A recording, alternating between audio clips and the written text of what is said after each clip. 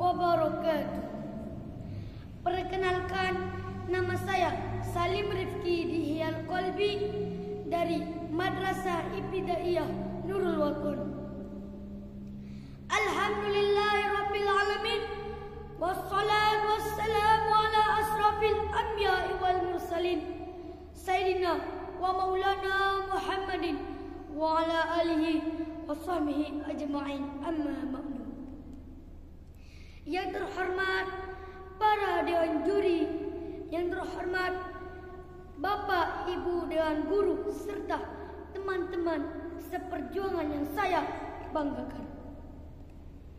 Pertama-tama, marilah kita panjatkan puja-puji syukur kehadirat Allah Subhanahu wa Ta'ala atas memberikan kita kesehatan dan kesempatan untuk hadir di majelis ilmu pada hari ini. Tak lupa salat serta salam marilah kita tercurah limpahkan kepada junjungan kita Nabi Muhammad sallallahu alaihi wasallam. Pada kesempatan ini, insya-Allah saya ingin membahas satu hal penting dalam hidup, yakni berbakti kepada kedua orang tua.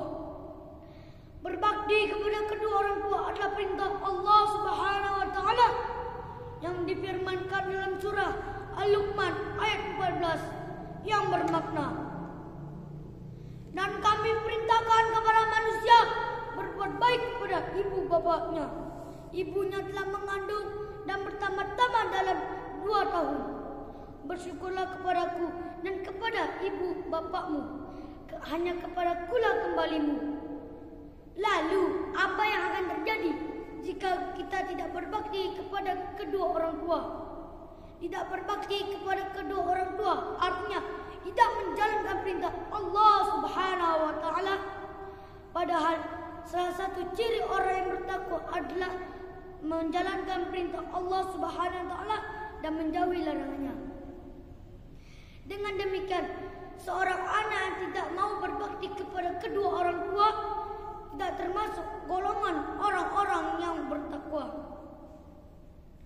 Untuk itu, marilah kita hormati dan sayangi kedua orang tua kita, karena kasih sayang mereka lah kita bisa memperoleh kehidupan sebaik saat ini.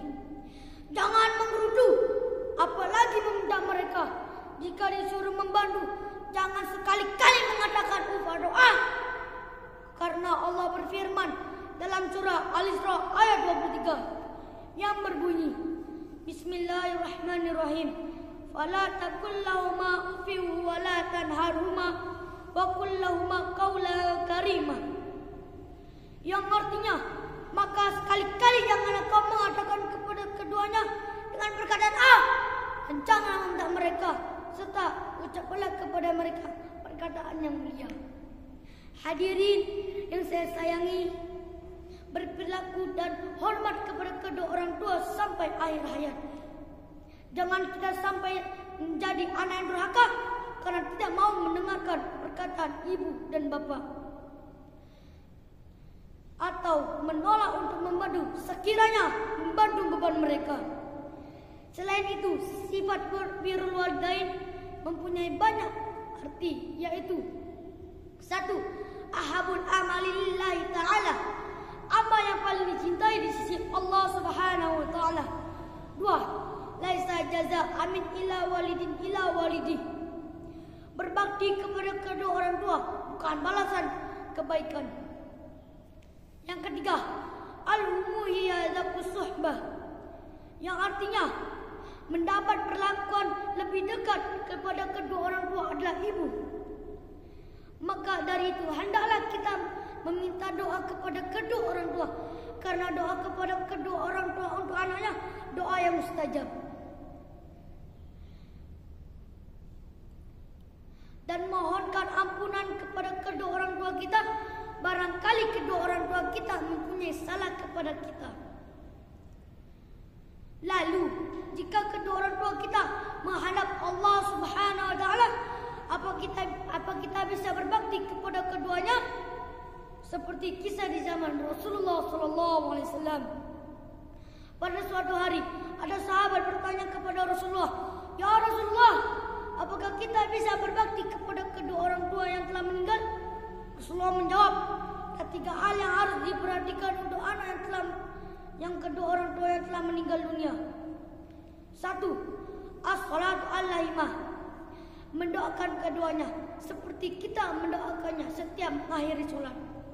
Yang kedua, wal istighfaru lahumah, yang artinya memohon ampunan kepada keduanya, yang bermakna memohon ampunan kepada Allah Subhanahu wa taala agar keduanya memberikan lapangan di alam kuburnya. Yang ketiga, wa'ifadu adimah, yang artinya menepati janjinya, yang bermakna apabila kedua orang tua kita mempunyai janji, maka sebaik untuk anak untuk menepati janjinya. Dengan demikian kita harus menjalankan 3 hal tersebut, maka Allah akan membalas kebaikan sebaik-baik balasannya. Hadirin yang saya banggakan, hanya itulah yang dapat saya sampaikan. Mohon maaf apa ada kekurangan dan kesalahan. Wabillahi